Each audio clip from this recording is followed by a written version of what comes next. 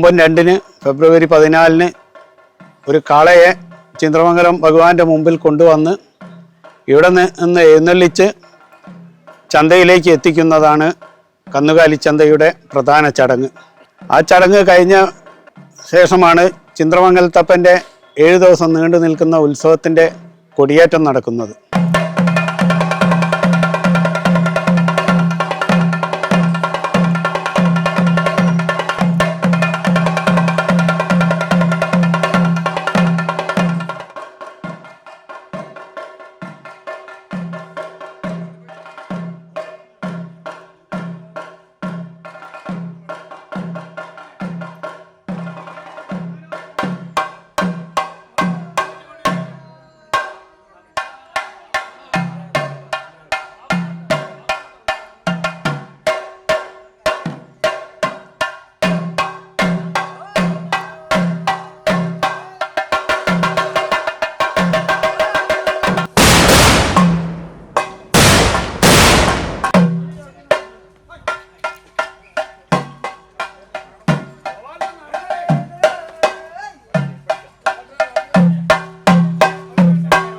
കന്നുകാലിയുടെ പ്രതീകമായ ഒരു കാളയെ അവിടുത്തെ പൂജയുടെ ഭാഗമായി ചന്ത കമ്മിറ്റി ആനയിച്ച് കൊണ്ടുവരികയും കടത്തിക്കെട്ട് എന്ന ഒരു ചടങ്ങ് നടത്തിയതിന് ശേഷം ചന്തയിലേക്ക് പ്രവേശിക്കുകയും അവിടെ കാലണ റിസീറ്റ് എഴുതിക്കൊണ്ടാണ് ഇതിൻ്റെ ഔപചാരികമായ ആരംഭം തുടങ്ങുന്നത്.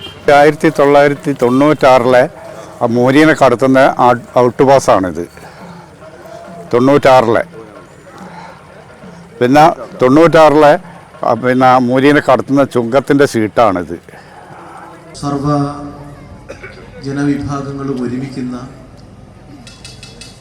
എല്ലാവരും പരസ്പരം സഹവർത്തിത്വത്തിൽ ഏർപ്പെടുന്ന, നാടിൻ്റെ തെളിമയാർന്ന സംസ്കാരം എന്നുള്ള നിലയിൽ ഈ ആഘോഷ പരിപാടി മാറുന്നു എന്നുള്ളതാണ് ഈ സന്ദർഭത്തിൽ നമുക്ക് അനുഭവപ്പെടുന്നത്.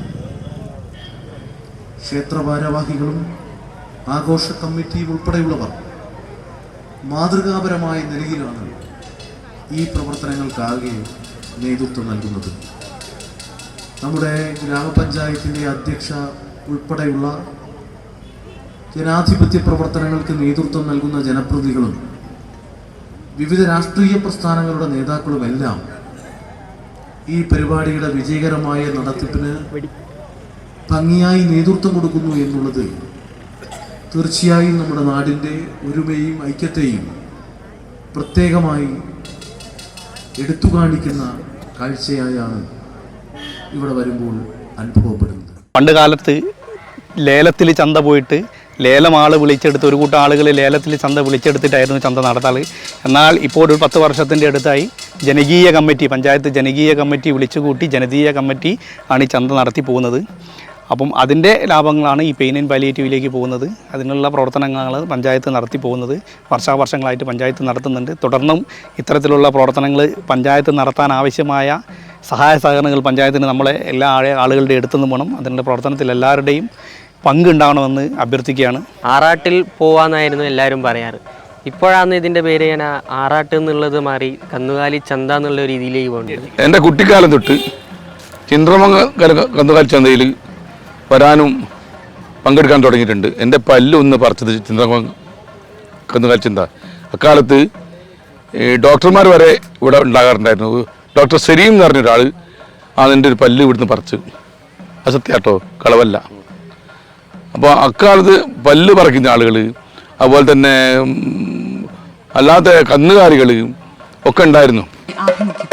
ചിത്രമംഗലം കന്നുകാലി ചന്ത 2026 ഫെബ്രുവരി 14 മുതൽ 21 കൂടിയ ദിവസങ്ങളിൽ ചിത്രമംഗലം വയലിൽ വെച്ച് നടക്കുകയാണ്.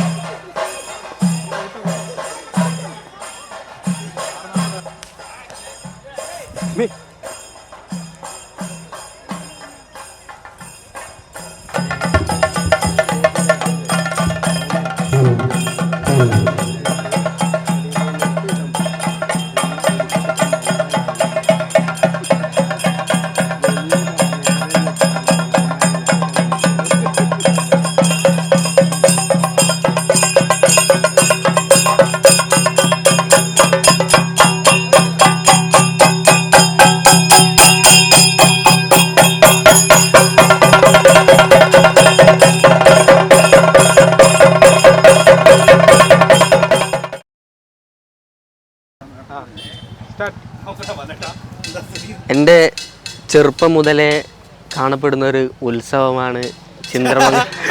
ഉണ്ടല്ലോ പിന്നെ കാണാത്തല്ലാണ്ട് പിന്നെ കാണുന്നല്ലേ, ചെറുപ്പം മുതലേ കാണുന്നല്ലേ. ഞങ്ങൾ ചെറുപ്പത്തിലൊക്കെ ഇത് ആറാട്ട് പോവുക എന്നുള്ള രീതിയിലാണ് പറയുന്നത്. ഇപ്പം ഏകദേശം എനിക്ക് 26 വയസ്സിൻ്റെ അടുത്തായി. അതിലും കൂടുതൽ പാരമ്പര്യമുള്ളൊരു ഉത്സവമാണിത്. ശരിക്കും എങ്ങനെയുണ്ട് സാധനം?